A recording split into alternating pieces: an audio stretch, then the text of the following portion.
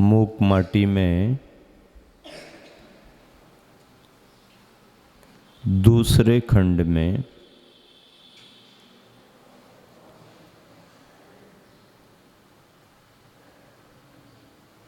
माटी की कुंभकार की और कांटों की बातचीत चल रही है। प्रतीक हैं ये। इन प्रतीकों की वार्ता में संदेश बहुत गहरे हैं। कुंभकार माटी को रौंदने के लिए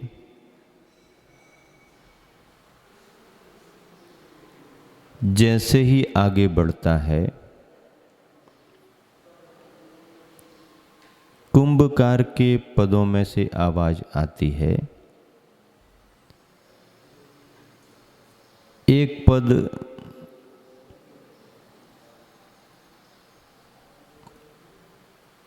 घायल जैसा है, लेकिन दूसरा पद कह रहा है, दूसरा पद कुछ पदों को कहता है कि पद पद पर प्रार्थना करता है प्रभु से। क्या करता है? पदाविलासी बनकर पर पदपात ना करूं। पदों का इच्छुक बन करके पर यानी दूसरों पर पदपात ना करूं, अर्थात दूसरों पर पैर ना रखूं, उत्पात ना करूं, कभी भी किसी जीवन को पददलित नहीं करूं हे प्रभु। ये भावना है। हे प्रभु, और यह कैसे संभव हो सकता है? शांति की सत्ता सती मां माटी के माथे पर पद निक्षेप, मां माटी के माथे पर यानी सिर पर पैर रखूं, ये तो और भी संभव नहीं हो रहा। क्षेम कुशल क्षेत्र पर प्रलय की बरसात है यह। कुशल कल्याण करने वाली के माथे पर यदि पैर रखूं तो ये तो प्रलय की बरसात है, प्रलय की शुरुआत है। प्रेम वत्सल शैल पर अदय का पबीपात है। प्रेम और वात्सल्य से भरे हुए एक तरह से शैल यानी पर्वत पर अदय का, निर्दयता का पबीपात वज्रपात है। सुख शांति से दूर नहीं करना है इस युग को।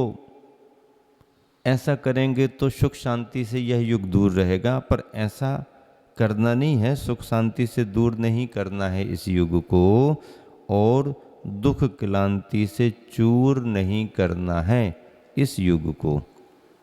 ये भाव पैरों के अंदर से निकल रहे। आशय ये है कि मिट्टी को रौंदने की क्रिया में मिट्टी को, माटी को पैरों से कुचलना पड़ता है। हाथ से तो संभव नहीं है, कल कह दिया। कर्तव्य के क्षेत्र में कर प्रायः कायर साबित होते हैं,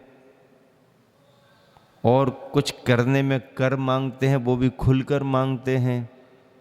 तो हाथ तो पीछे हो गए, पैरों को आगे बढ़ाया कि चलो माटी को मिलाओ, माटी को रौंदो, ऐसा करो वैसा करो। पैर आगे बढ़ते हैं पर पद का भाव आगे नहीं बढ़ता, क्योंकि वो क्या विचार कर रहा? भगवान, पदाविलासी बनकर पर पदपात करूं, पदपात ना करूं, उत्पात ना करूं, क्योंकि उसे ये पसंद नहीं है। लोग पदों की इच्छा रखते हैं,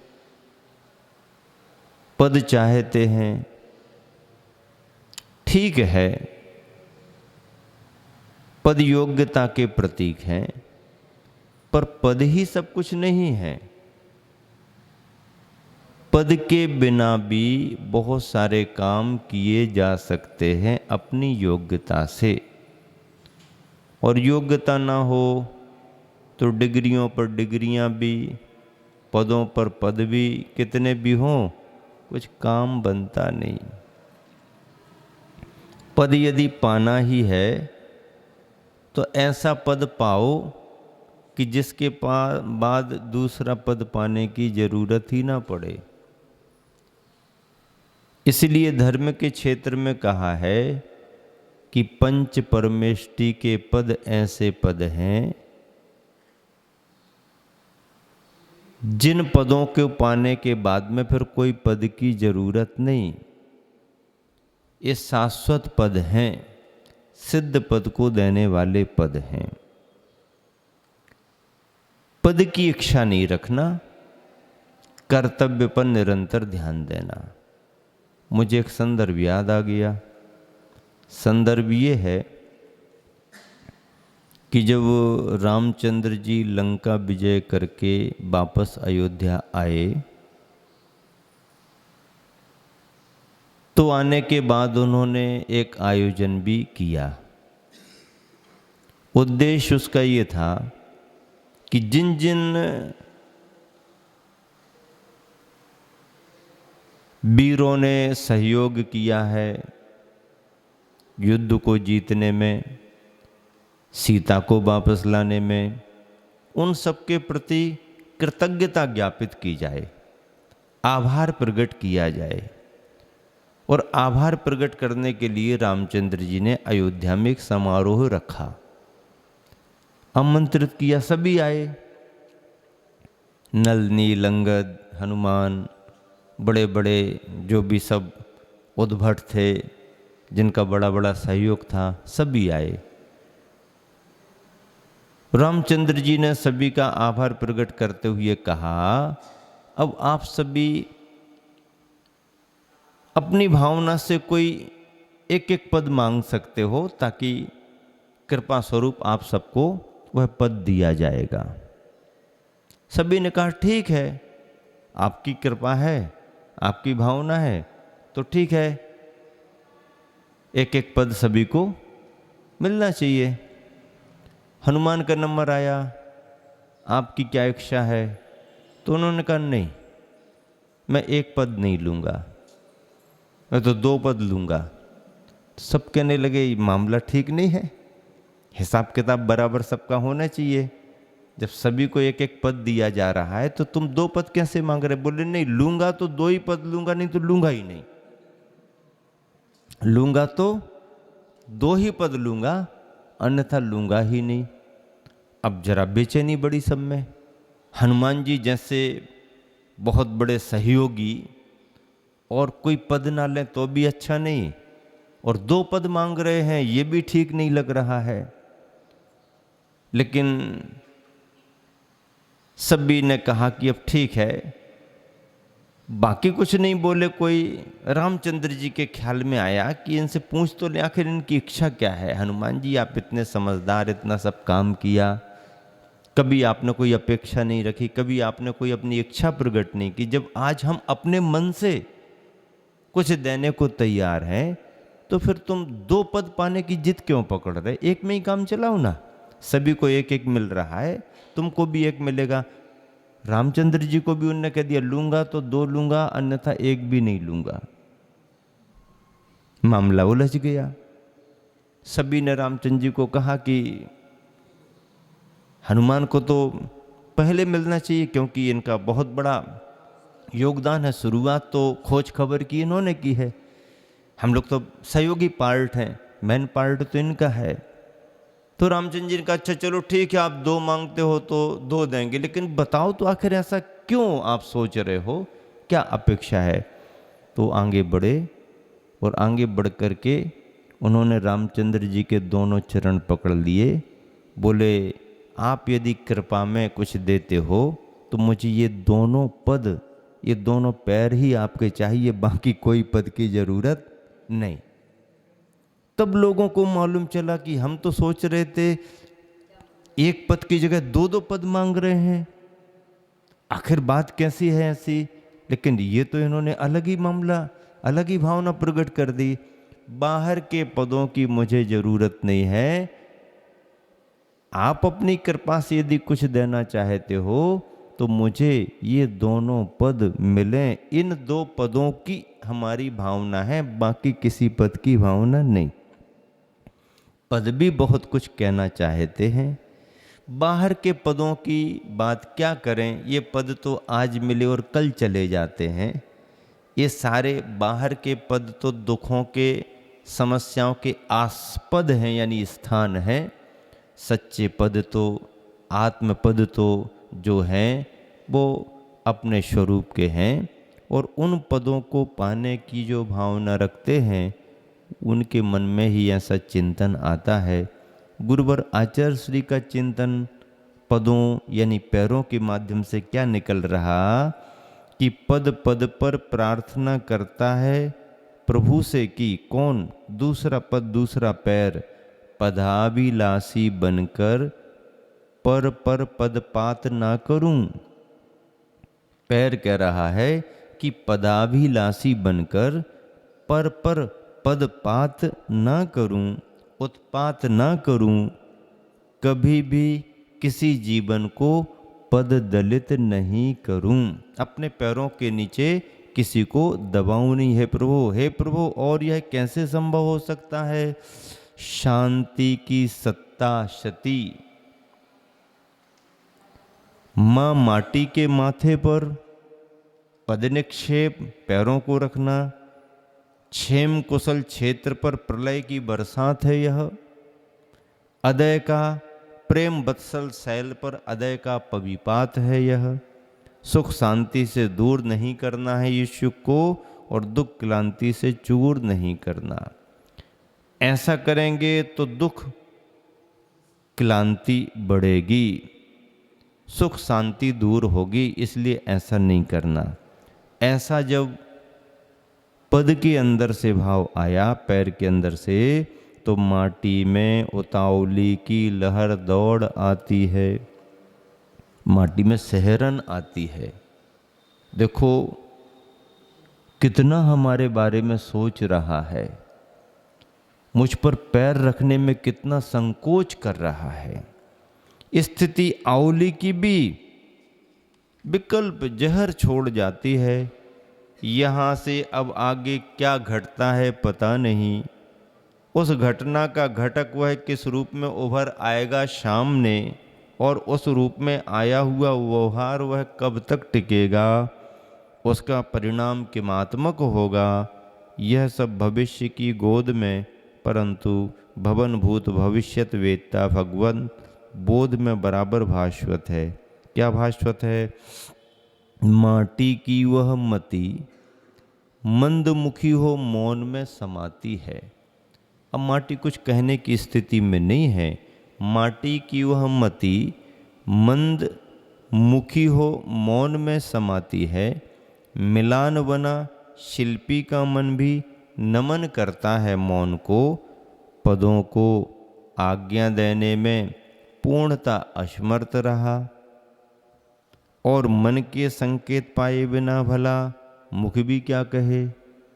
अब वहाँ मन से कोई संकेत नहीं मिला, पैर ने कुछ किया नहीं, और संकेत यदि नहीं मिल रहा है, पैर कुछ नहीं कर रहे, तो बेचारा मुख अकेला क्या भाव प्रकट करेगा।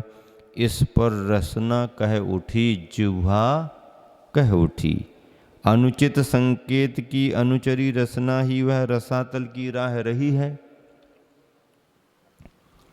उचित संकेत ना मिले और जिह्वा कुछ करने लगे तो मामला बिगड़ता है, मामला बिगड़ जाता है। रसना के पास में बनाने की भी कला है और बिगाड़ने की भी कला है। जिह्वा के पास में ऐसी शक्ति है कि वह वातावरण को शांत भी कर दे और वातावरण को बिगाड़ भी दे। जिह्वा और दांतों में संवाद छिड़ जाता है। दांत कहते हैं ये मुझे पसंद नहीं आ रहा है, तो जिह्वा पूछती क्या पसंद नहीं आ रहा। दांत कहता है कि भोजन करते समय सारी मेहनत मैं करता हूं, और रस तू चखती है। सारी मेहनत मैं करता हूं, दांत कहते हैं कि सारी मेहनत मैं करता हूं और रस तू चखती है, ये ठीक नहीं है। तो जिह्वा कहती है चुपचाप बैठ, ज्यादा कुछ किया तो फिर देखती हूं। तो दांत को अच्छा नहीं लगा, सहन नहीं हुआ, तो दांत कहने लगता है कि क्या चबड़ चबड़ बात करती है तू, सही तो है, ठीक तो है, सारी मेहनत मैं करती हूं, रस तू पीती रहती है, ठीक नहीं है। तो उसने कहा ठीक है कि नहीं ये बात की बात है, लेकिन तू अभी शांत रह, अन्यथा देख फिर। तो दांतों को क्रोध आ गया, क्या बिगाड़ेगी तू मेरा, क्या बिगाड़ेगी तू मेरा, ऐसा दांत ने कह दिया। और दांत ने थोड़ा सा जीभ को दबा दिया। देख मेरी ताकत, दांत ने अपनी ताकत दिखाई और दांतों ने जीभ को थोड़ा सा दबा दिया, जीभ तिल मिला गई। अच्छा मेरे को दबाया, अभी देखती हूं मैं। और थोड़ा यहां वहां आदमी हुआ, सामने से कोई दिखा और जिह्वा ने 2-4-10 गालियां उसको दे दी। सामने से पहलवान जा रहा था, उसने गालियां सुनी और कहा क्या बात है, ऐसा वैसा करते हुए वो आया और उसने एक अपना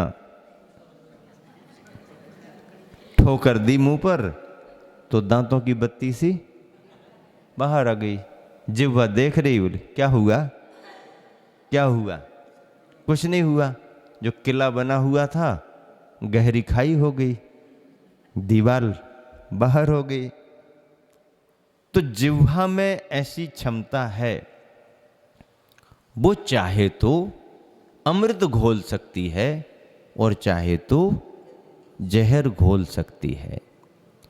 जिह्वा ऐसे घाव देती है कि औषधियां भी जिस घाव को नहीं भर पाती हैं, और ऐसी औषधि का भी काम करती है जिह्वा कि जो काम औषधियां ना करें उससे भी ज़्यादा हमारा बोलचाल सांत्वना भी औषधि का काम करती है।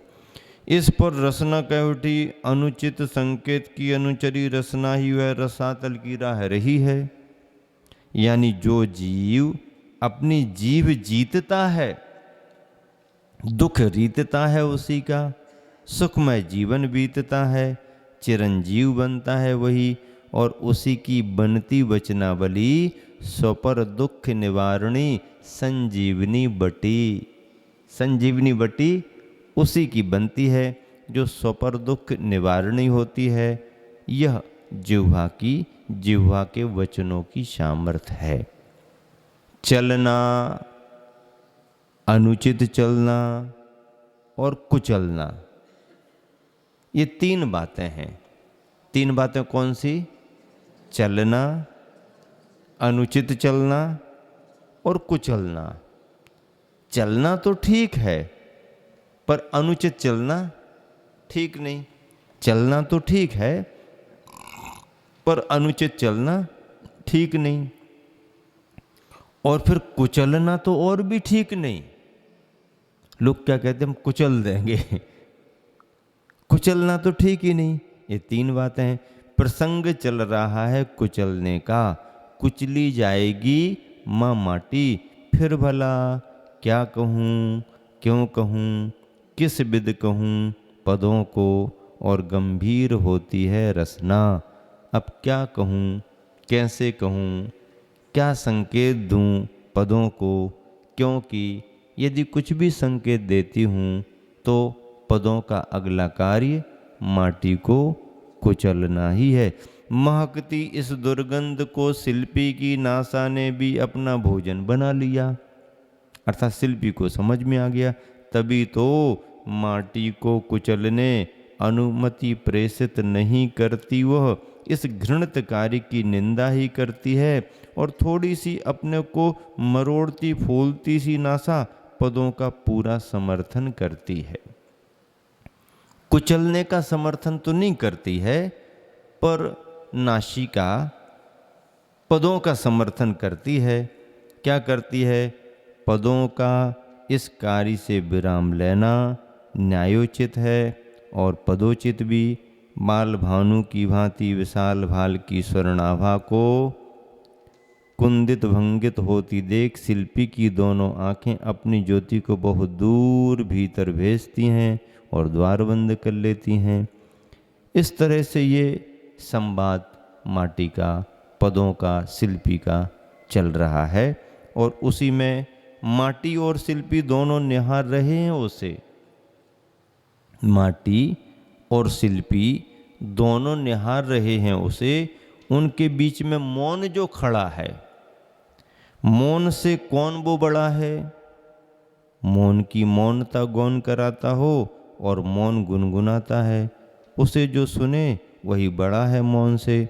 बोल की काया वह अवधि से रची है ना, ढोल की माया वह पर्दी से बची है ना। परंतु सुनो, पोल की छाया की अवधि सीमा कहाँ? वह सब निधियों की निधि है। इस तरह से ये वार्तालाप चल रहे हैं। ओ माँ माटी, शिल्पी के विषय में तेरी भी आस्था अस्थिर सी लग रही है। यह बात निश्चित है कि जो खिसकती सरकती है सरिता कहलाती है। सरिता नदी की परिभाषा क्या बनती है? जो खिसकती सरकती सो सरिता कहलाती है, सो अस्थाई होती है। सरिता स्थायी नहीं होती है। सरिता में बहाव होता है, अस्थाई होती है। और सागर नहीं सरकता सो स्थायी होता है। सागर सरकता नहीं, जहाँ पानी भरा है भरा रहता। सरिता सरकती जाती है, उद्गम से निकल करके बढ़ती जाती मीलों मीलों मीलों मीलों आगे जाती है। जो सरकती है सो सरिता स्थायी है, और जो सरकता नहीं है स्थायी है सो सागर कहलाता है। परंतु सरिता सरकती सागर की ओर ही ना, अन्यथा ना सरिता रहे ना सागर। यह सरकन ही सरिता की समिति है, यह निरखन ही सरिता की प्रमिति है। बस यही तो आस्था कहलाती है।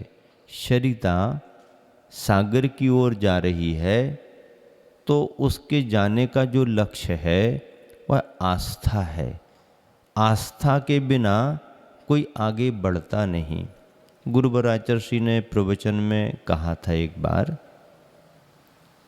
कि आस्था के बिना शास्ता भी किसी को रास्ता नहीं दिखलाता। शास्ता यानी शासन करने वाला, आस्था यानी समर्पण, श्रद्धा के बिना रास्ता दिखलाता ही नहीं। रास्ता पाने के लिए रास्ता पाने वाले में आस्था भी तो चाहिए। आस्था के बिना हमारा काम कैसे बनेगा? तो सरिता सागर की ओर जा रही है तो उसका लक्ष्य है, उसका समर्पण है, उसकी आस्था है। तो ये आस्था जो है, आस्था छटपटाती रहती है जब तक उसे चरण नहीं मिलते चलने को। अकेली आस्था छटपटाएगी जब तक उसे आगे बढ़ने के लिए चरण नहीं मिले। और आस्था के बिना आचरण में आनंद नहीं आता। आस्था छटपटाती है बिना आचरण के, बिना चरण के, और आस्था के बिना आचरण में आनंद नहीं आता, आ ही नहीं सकता है। फिर आस्था वाली सक्रियता ही निष्ठा कहलाती है। आस्था हमारे अंदर है और फिर हम सक्रिय होकर के कुछ काम करें तो वही आस्था गहरी होकर के निष्ठा बन जाती है। आस्था निष्ठा बन जाती है। जैसे श्रद्धा विश्वास बनती है, विश्वास फिर समर्पण बन जाता है, तो क्रम क्रम से गहरापन आता है। आस्था प्रारंभिक अवस्था है, जब उसमें विशेष सक्रियता आती है तो निष्ठा कहलाती है, और वही निष्ठा फिर आगे बढ़ बढ़ करके प्रतिष्ठा बन जाती है। निष्ठा के आगे क्या है? प्रतिष्ठा। प्रतिष्ठा बन जाती है, और प्रतिष्ठा जब पराकाष्ठा को प्राप्त होती है तो संस्था बन जाती है।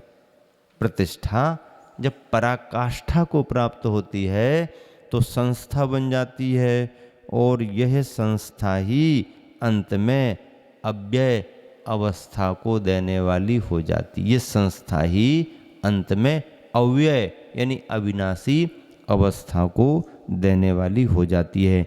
इन शब्दों की व्याख्या भी मूक माटी में गुरुवर आचार्य श्री ने इन्हीं संदर्भों में व्यक्त की है। और आगे के संदर्भ क्या हैं?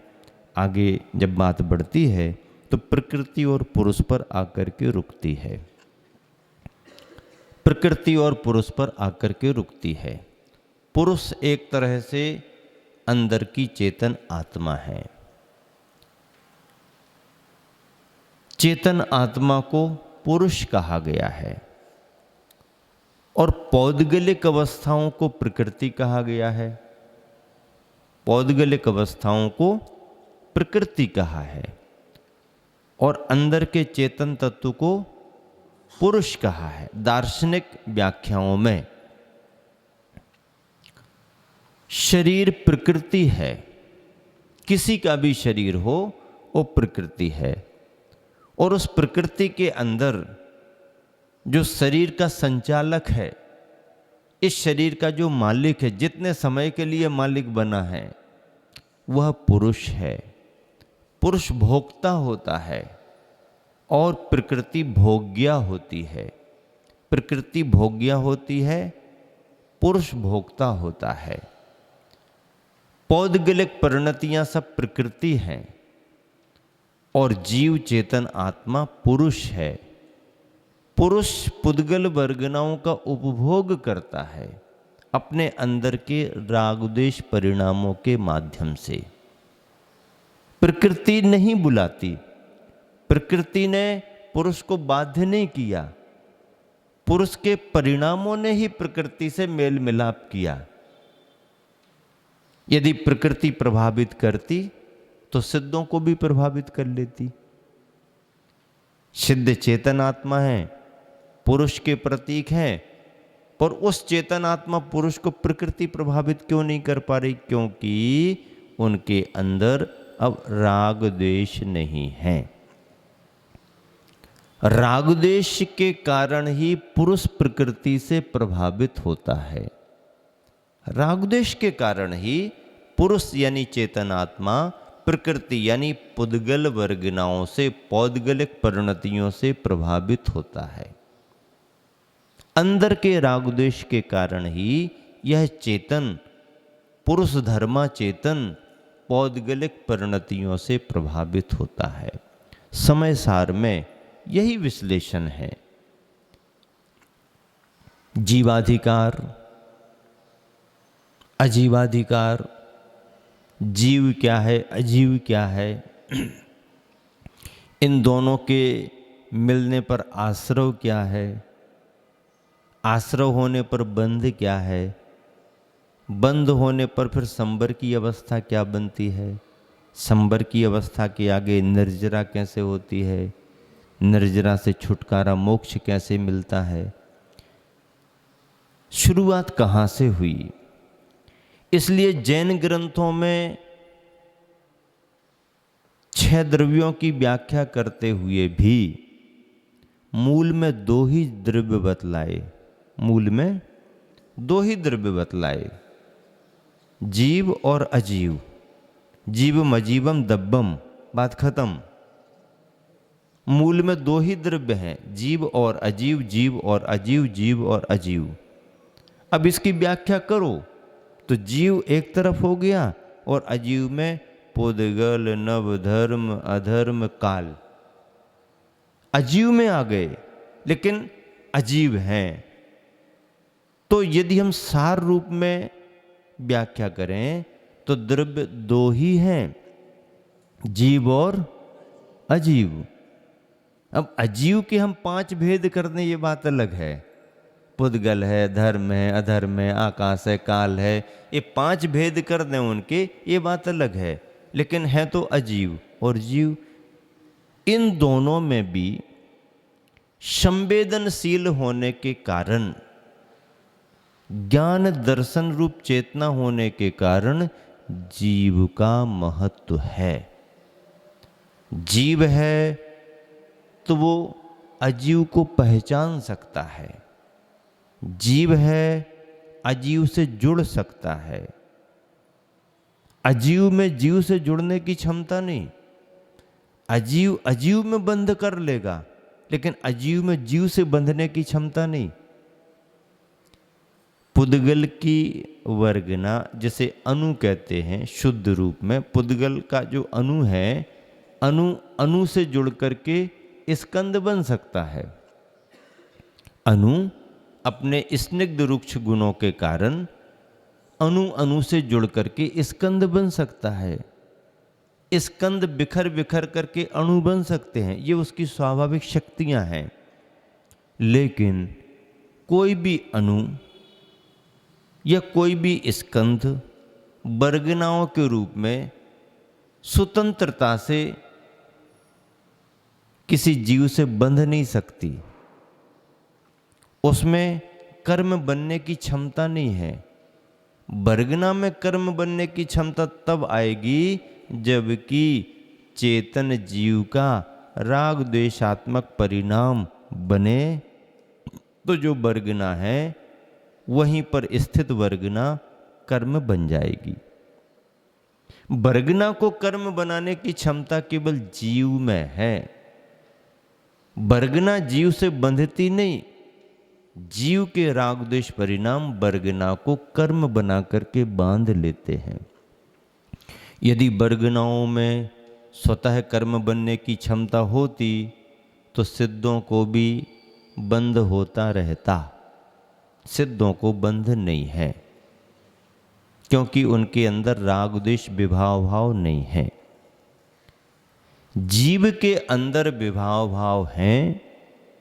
जीव अपने परिणामों से कर्म का बंध करता है तो अपने ही परिणामों से कर्म से छुटकारा भी पाता है।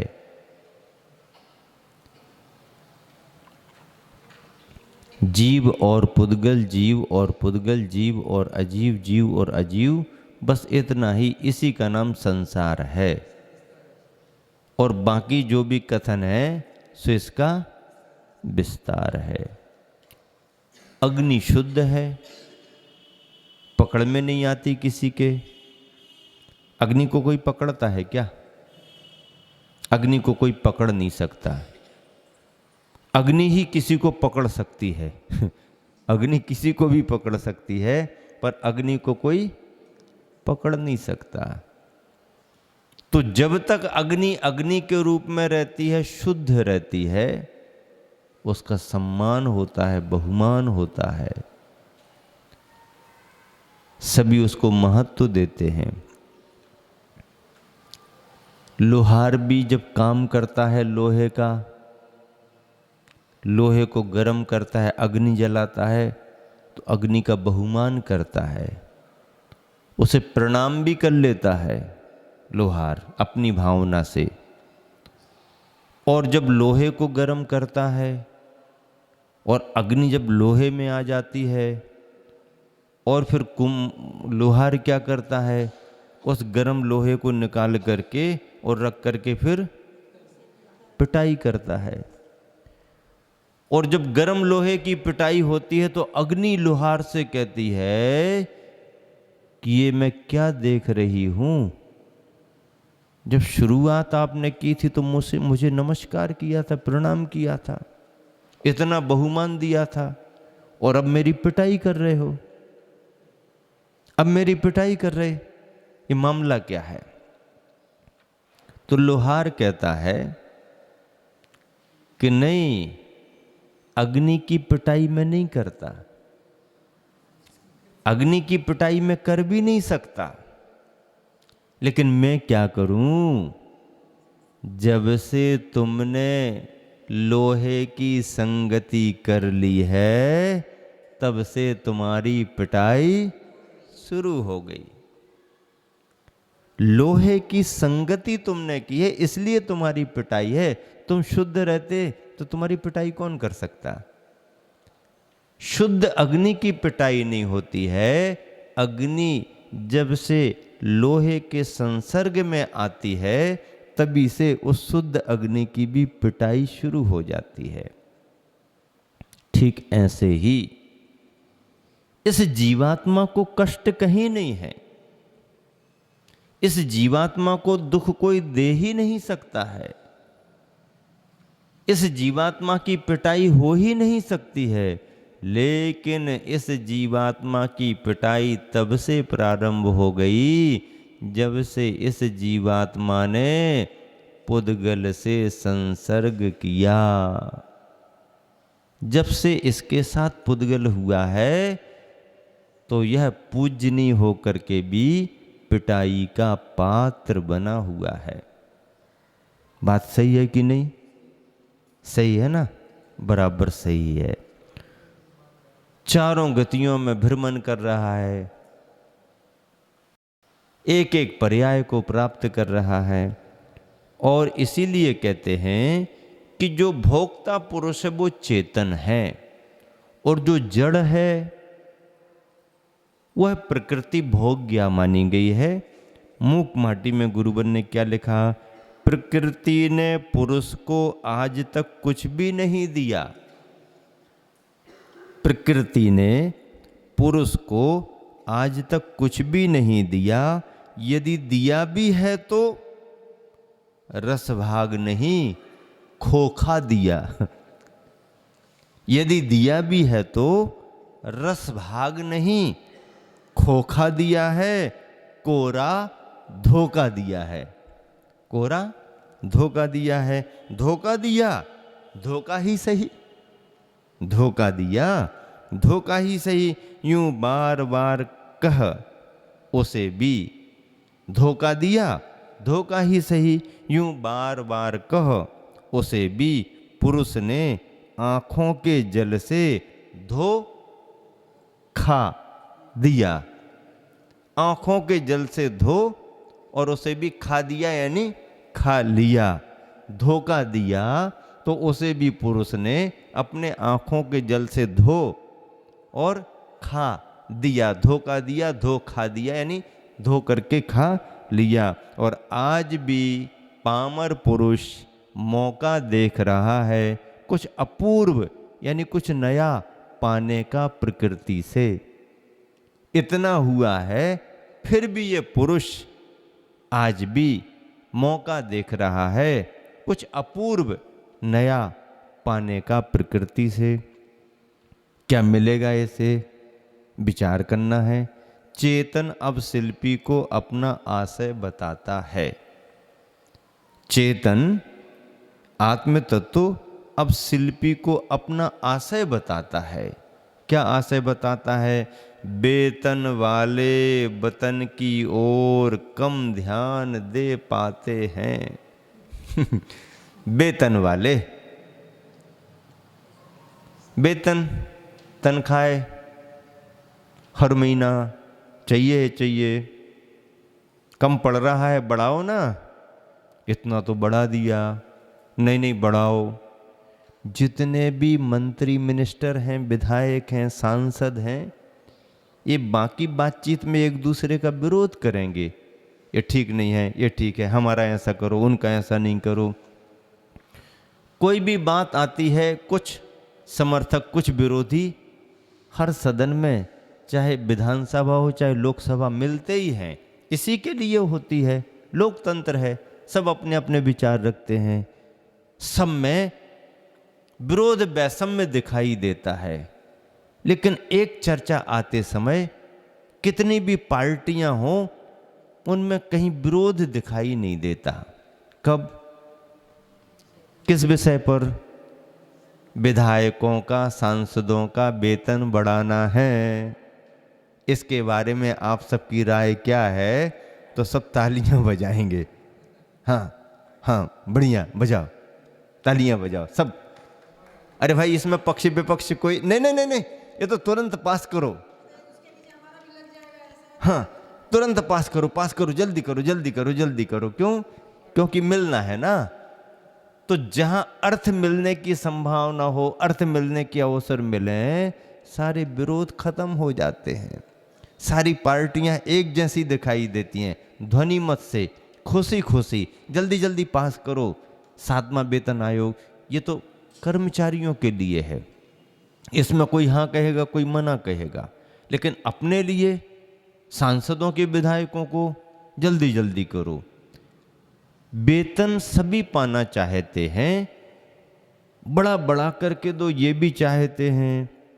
पर यहाँ पर संत साधक गुरुवर का अनुभव क्या कह रहा है? मूक माटी में चेतन के माध्यम से गुरुवर अपनी बात कह रहे। वेतन वाले वतन की ओर कम ध्यान दे पाते हैं। जिसका लक्ष्य इस पर है वो देश पर कम ध्यान दे पाते हैं, केवल लक्ष्य इस पर है। जिस किसी का भी लक्ष्य पैसे का रहेगा वो अपने उद्देश्य से भटकेगा ही भटकेगा। पैसे के बिना कोई काम नहीं होता, ये बात अलग है, लेकिन पैसा ही सब कुछ है, पैसे के लिए ही सब कुछ करें तो उद्देश्य से भटक जाते हैं। वेतन वाले वतन की ओर कम ध्यान दे पाते हैं और चेतन वाले तन की ओर कब ध्यान दे पाते हैं? चेतन वाले तन की ओर कब ध्यान दे पाते हैं? इतना टाइम कहाँ है उनको? इतना टाइम कहाँ है? ऐसा किया नहीं किया, कब करोगे, कब होगा, थोड़ा ध्यान, हाँ देख लेंगे, टाइम ही नहीं। क्यों? उनका लक्ष्य है, उनकी अपनी साधना है, उनका अपना उपयोग है। तो वेतन वाले वतन की ओर कम ध्यान दे पाते हैं और चेतन वाले तन की ओर कब ध्यान दे पाते हैं? प्रश्नवाचक है। कब ध्यान दे पाते मतलब ध्यान नहीं दे पाते। इसलिए तो राजा का मरण वह रण में हुआ करता है। राजा का मरण वह रण में हुआ करता है, युद्ध भूमि में हुआ करता है, प्रजा का रक्षण करते हुए। इसलिए तो राजा का मरण वह रण में हुआ करता है, प्रजा का रक्षण करते हुए। राजा का मरण प्रजा की रक्षा के लिए होता है, प्रजा के लिए राजा होता है, प्रजा का पहले ध्यान देता है, तभी तो राजा माना जाता है। राजा पिता तुल्य होता है। पिता आपत्ति विपत्ति में संतान पर पहले ध्यान देता है, संतान को तकलीफ ना हो पाए ऐसा काम करता है। वही तो है राजा, जो प्रजा पर ध्यान दे, प्रजा के दुखों को दूर करे, प्रजा का पालन करे। राजा प्रजापाल होता है। तो राजा का मरण वह रण में हुआ करता है, प्रजा का रक्षण करते हुए। और महाराजा का मरण वह वन में हुआ करता है। महाराजा का मरण वह वन में हुआ करता है, ध्वजा का रक्षण करते हुए। ध्वजा का रक्षण मतलब धर्म का रक्षण करते हुए, धर्म ध्वजा का रक्षण करते हुए। महाराजा का मरण वह वन में हुआ करता है, ध्वजा का रक्षण करते हुए। जिस ध्वजा की छांव में, ध्वजा सामान्य नहीं है, जिस ध्वजा की छांव में सारी धरती जीवित है, जिस ध्वजा की छांव में सारी धरती जीवित है, सानंद सुखमय श्वास स्वीकार करती हुई। ध्वजा का संरक्षण बहुत बड़ा होता है, ध्वजा की छाया बहुत बड़ी होती है। ध्वजा की रक्षा कौन करता है? ध्वजा की रक्षा कौन करता है? महाराजा। महाराजा कौन कहलाता? राजाओं में भी जो महाराजा। राजा प्रजा की रक्षा करता है और महाराजा ध्वजा की रक्षा करते हैं। जिस राष्ट्र में प्रजा सुरक्षित हो और राष्ट्र का ध्वज सुरक्षित हो, फिर तो आनंद ही आनंद है। क्योंकि ध्वज केवल ध्वज नहीं होता है। वैसे देखा जाए तो ध्वज में है क्या? सामान्य से कपड़े ही तो हैं, विभिन्न कलर के कपड़े हैं, लेकिन कपड़े ही नहीं, उनमें भावनाएं हैं। उन भावनाओं को उन रंगों के माध्यम से ध्वजा में दर्शाया जाता है। धरती पर ऐसा कोई राष्ट्र नहीं है जिसका अपना ध्वज ना हो, और राष्ट्र के ध्वज का सम्मान उस राष्ट्र का सम्मान माना जाता है। प्रत्येक राष्ट्र का अपना अपना ध्वज होता है, उन ध्वजों का सम्मान उस राष्ट्र का सम्मान माना जाता है, और किसी भी राष्ट्र के ध्वज का अपमान उस राष्ट्र का अपमान माना जाता है। प्रत्येक राष्ट्र में एक ही ध्वज होता है। जितने भी राष्ट्र हैं सभी में एक ही ध्वज है, दो ध्वज की बात कहीं नहीं। इस प्रदेश का ध्वज अलग, उस प्रदेश का ध्वज अलग नहीं। धर्म के रूप में आप अपनी ध्वजा समुदाय कोई विशेष बना ले, चलेगा। धर्म की मान्यता से जितने समुदाय हैं अपने ध्वजों को अलग अलग बनाएं, वो चलेगा, लेकिन राष्ट्र ध्वज के नाम पर एक ही ध्वज रहेगा, क्योंकि राष्ट्र एक होता है, अखंड होता है। इस भारत में भी राष्ट्र ध्वज की मान्यता है, और राष्ट्र ध्वज तिरंगा को माना है। 3 रंगों में भावनाएं हैं, उन भावनाओं से राष्ट्र का संदेश दर्शाया जाता है। उन भावनाओं में, उन रंगों में संदेश छुपा हुआ होता है। तिरंगा राष्ट्र ध्वज है, उसके बीचों बीच चक्र प्रगति का प्रतीक है। 24 आरे बने हुए हैं, 24 घंटे निरंतर राष्ट्र प्रगति करे, समृद्धि का प्रतीक है। केसरिया रंग त्याग और बलिदान का प्रतीक है। श्वेत रंग शांति और सौजन्य का प्रतीक है। हरा रंग हरियाली और खुशहाली का प्रतीक है। ऐसा तिरंगा भारत का राष्ट्र ध्वज है। इस ध्वज का सम्मान राष्ट्र का सम्मान मान लिया जाता है। इस ध्वज का यदि कोई अपमान करे तो राष्ट्र का अपमान माना जाता है, उसे दंड दिया जाता है, अपराधी माना जाता है। किसी भी देश के ध्वज का सम्मान उस राष्ट्र का सम्मान माना जाता है, और प्रत्येक नागरिक को अपने राष्ट्र के ध्वज के सम्मान के साथ साथ प्रत्येक राष्ट्र के ध्वज को भी सम्मान देना चाहिए। चाहे वह राष्ट्र तुम्हारे लिए सहयोगी हो और चाहे राष्ट्र सहयोगी ना भी हो, राष्ट्र ध्वज का सम्मान होता है। लेकिन यदि राष्ट्र विरोधी गतिविधियां दूसरे राष्ट्र के प्रति करने लगे तो उस राष्ट्र और राष्ट्र ध्वज का सम्मान करना भी बंद कर दिया जाता है, क्योंकि वह दूसरे राष्ट्र के प्रति बहुमान सम्मान नहीं रखता है। फिर उस राष्ट्र के प्रति और राष्ट्र ध्वज के प्रति भी सम्मान बंद कर दिया जाता है। सामान्यतः सभी राष्ट्र ध्वजों का सम्मान होता है, कर्तव्य है नागरिक, सभी को बहुमान दिया जाता है।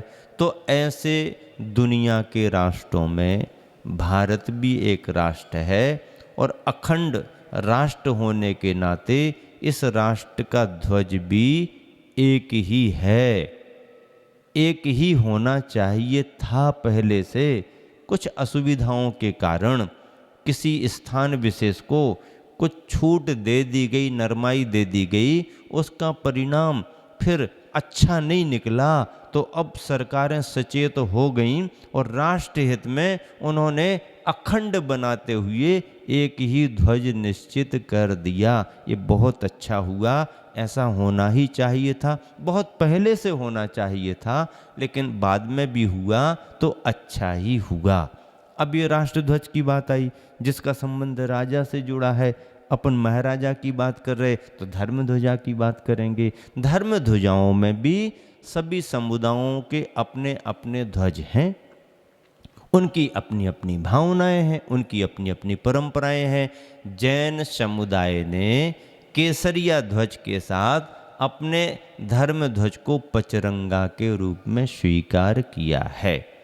और ऐसा पचरंगा ध्वज जो 5 रंगों का संदेश देता है, 5 रंगों में पांचों परमेष्टि की प्रतीक भावनाएं हैं। लाल वर्ण सिद्धों की भावना का प्रतीक है। कलर विज्ञान में शुद्धता का प्रतीक लाल माना गया। अग्नि हर वस्तु को दग्ध करके शुद्ध बना देती है।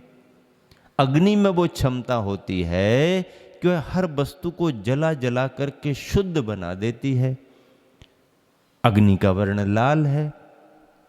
सिद्धों का वर्ण, वर्ण विज्ञान ने लाल रंग के रूप में निश्चित किया है, तो सिद्धों का वर्ण लाल रंग को लेकर के निश्चित किया गया।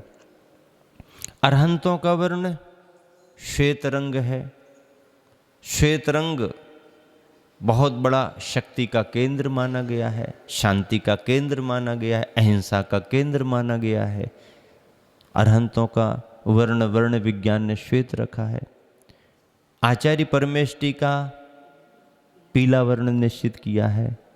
उपाध्याय परमेष्टियों का हरा रंग निश्चित किया है। साधु परमेष्टि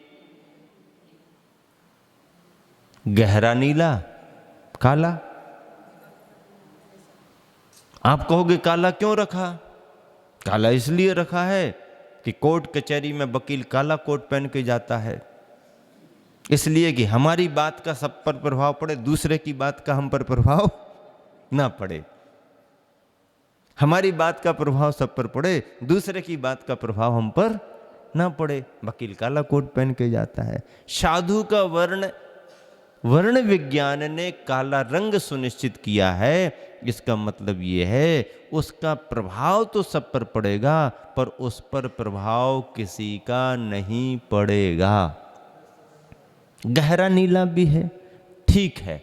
ऐसा वर्ण विज्ञान जो रंगों की व्याख्या करता है, उन रंगों में 5 रंगों के प्रतीक स्वरूप पचरंगा ध्वज जैन समुदाय ने सुनिश्चित किया है।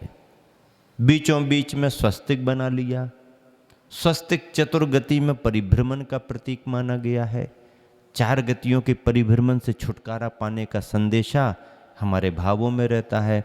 और ऐसा करते हुए सिद्ध शिला बना करके और 3 बिंदी रत्नत्रय की भी रख दो, ये सब हमारी भावनाएं शुद्धता को पाने की हैं। तो इस तरह से क्या चल रहा है कि राजा का मरण वह रण में हुआ करता है प्रजा का रक्षण करते हुए, और महाराजा का मरण वह वन में हुआ करता है ध्वजा का रक्षण करते हुए। ध्वजा का रक्षण करते हुए मतलब धर्म की रक्षा करते हुए।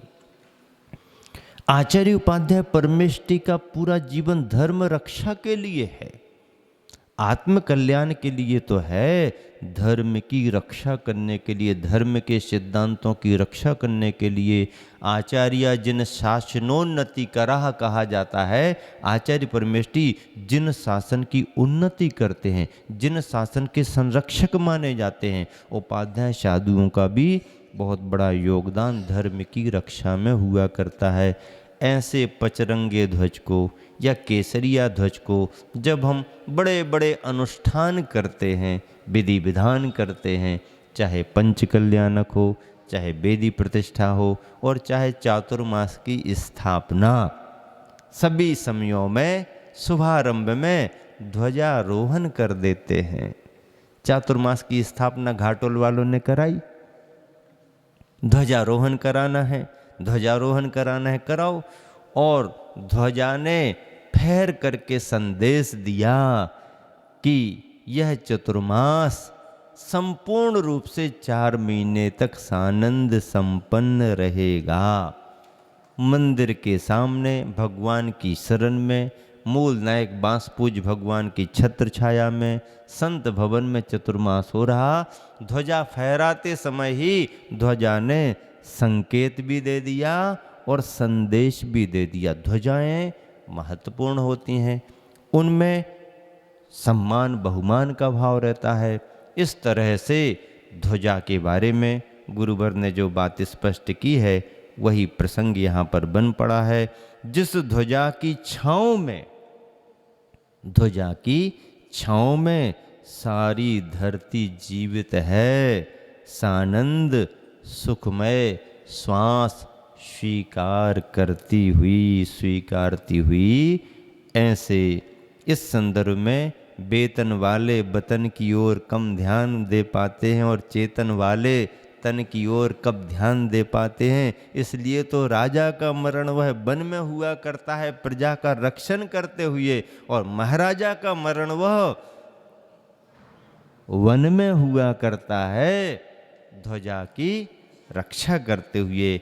एक राजा राष्ट्र की रक्षा करता है और उस राष्ट्र में रह करके राजा से भी बड़े संत महाराजा धर्म की रक्षा करते हैं। जिस राष्ट्र में धर्म जीवित रहता है, धर्मात्मा जीवित रहते हैं, वह राष्ट्र भी सुरक्षित रहता है, राष्ट्र भी निरंतर समृद्ध होता रहता है। इसलिए राष्ट्र की रक्षा में राजा के साथ संत और सैनिक दोनों का योगदान बहुत बड़ा है। इसी महत्व को बतलाते हुए गुरुवर ने ये पंक्तियाँ लिखी। समय आपका हो गया, विराम देता हूँ। महावीर भगवान की